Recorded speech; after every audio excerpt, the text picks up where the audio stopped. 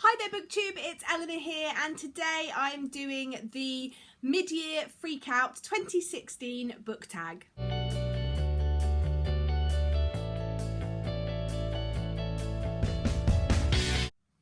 I was tagged by the lovely Sophie Loves 10, and if you haven't checked out her video, I'll leave it linked down below. And the original creator of this is Chammy at Read Like Wildfire. She actually created this last year, and it was such a great tag that we're all doing it again this year. It's basically just a way to look at your mid-year point and have a look at some of the good, bad and ugly books that you've read over the last 6 months. So let's get into the questions. Question 1 is the best book you've read so far this year, and for me there was a lot of really good books, and actually having looked at them, all of the books that I would have picked for this, because I would never have been able to pick one, all fit into the other categories within this tag. So I'm going to leave this question because you'll be seeing all of my favourite books so far this year in the next few questions. I hope that makes sense. So question 2 is the best sequel that you've read this year. This is the third book in a trilogy, but I'm classing it as a sequel because it comes after the first one.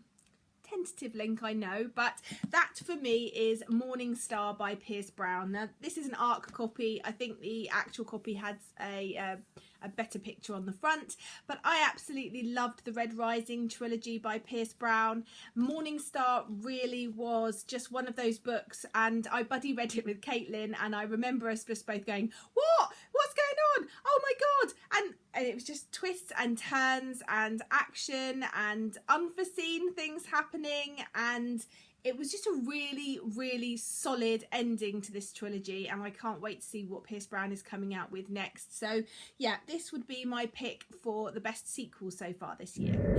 The next is new releases that you haven't read yet but really want to. I've got 2 books that are top of my sort of list of books that I want to read at the moment. Both of them are fairly new releases, I believe. The first is a poetry collection called Milk and Honey by Rupi Kaur. I've heard lots of things about this, nothing but good things.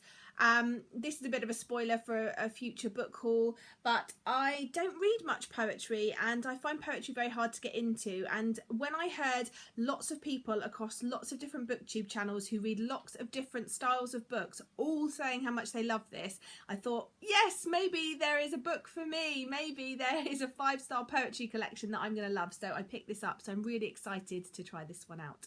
And the other book is a book that I was given by the lovely Jen Campbell, and she said she sent this to me because I loved Sweet Home by Caris Bray so much, and this makes me really excited because Sweet Home by Caris Bray is her short story collection.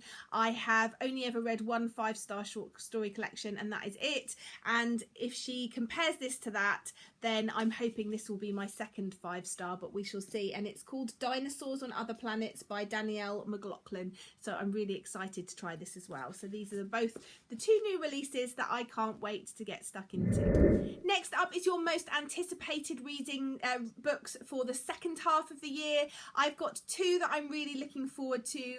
One I haven't got a copy of yet, but I'm hoping to get one soon, and that is the second book that comes after A Long Way to a Small Angry Planet by Becky Chambers. It's called A Closed and Common Orbit, and I am so excited about this. I know Caitlin from Kitty G has already read it and said it was brilliant, and she gobbled it up, and I just can't wait. I absolutely adored A Long Way to a Small Angry Planet when I read it last year, so I'm really highly anticipating that one.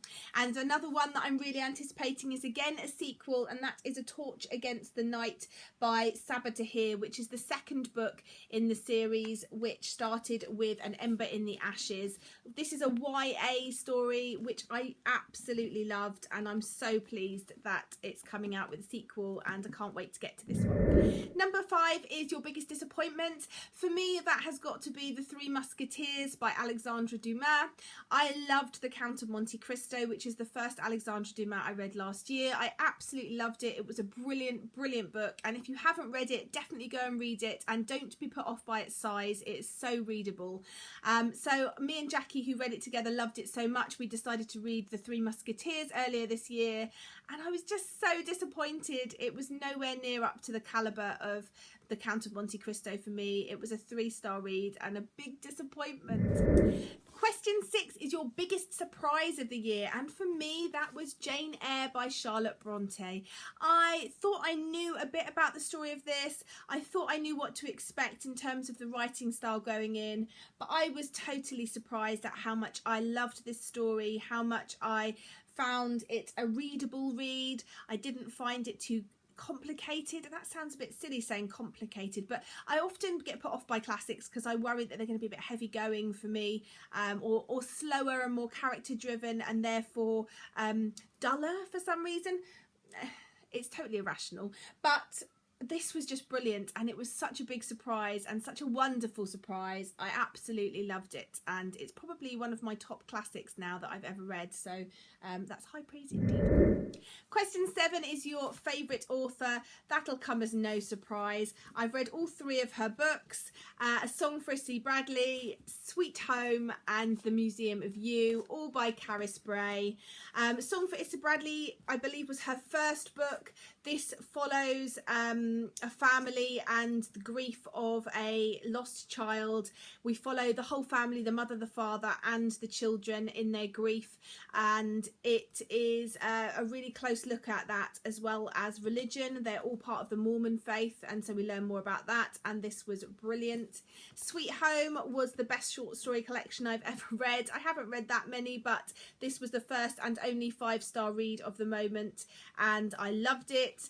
And The Museum of You, this is a proof copy, is a brilliant story following a young girl and her father. Her father's a bus driver and she's on her summer holidays, and her mother has died, and she is looking around the house into all of the things that her father has kept of her mother's and creating a museum about her, and we're learning more about the story of her mother and father and her relationship, and it's brilliant. So definitely my favourite author of the moment. Question 8 is your newest fictional crush.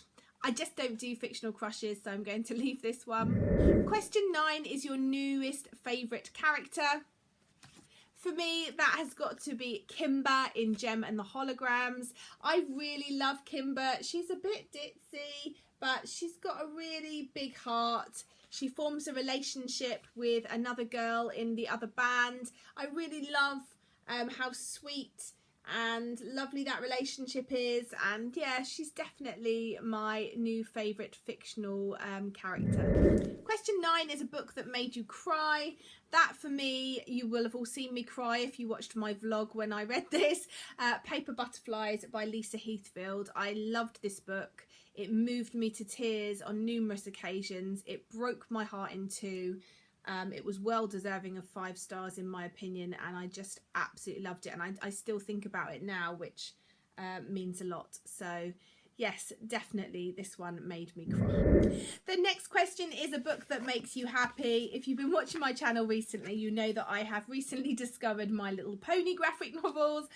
They make me so happy. They're just such great stories, really just nothing heavy, just a story of these ponies and their friendships and their adventures, and the artwork makes me smile, and I love that I can chat to my daughter about it, and she's only 3, so we now have a common bond, and these just really make me happy.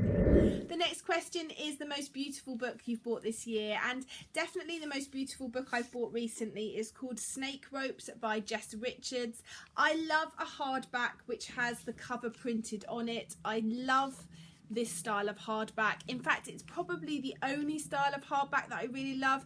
I do find hardbacks that have dust jackets on irritate me. I love a good printed straight onto it hardback, and although it hasn't got end papers, I just think this is beautiful. I love this colour, sort of aquamarine. I love the silver and the snake motif on this. I just think it's beautiful, and I can't wait to read it. The next question is a book that you need to read by the end of this year, and for me that is, I've just really really need to want to read Arcadia by Ian Pearce. I really want to get to this. It's a chunker, but I've just been hearing such wonderful things about it and I can't put it off. I need to read it by the end of the year, so that is definitely a target for me. And the final question is your favourite sort of book community members.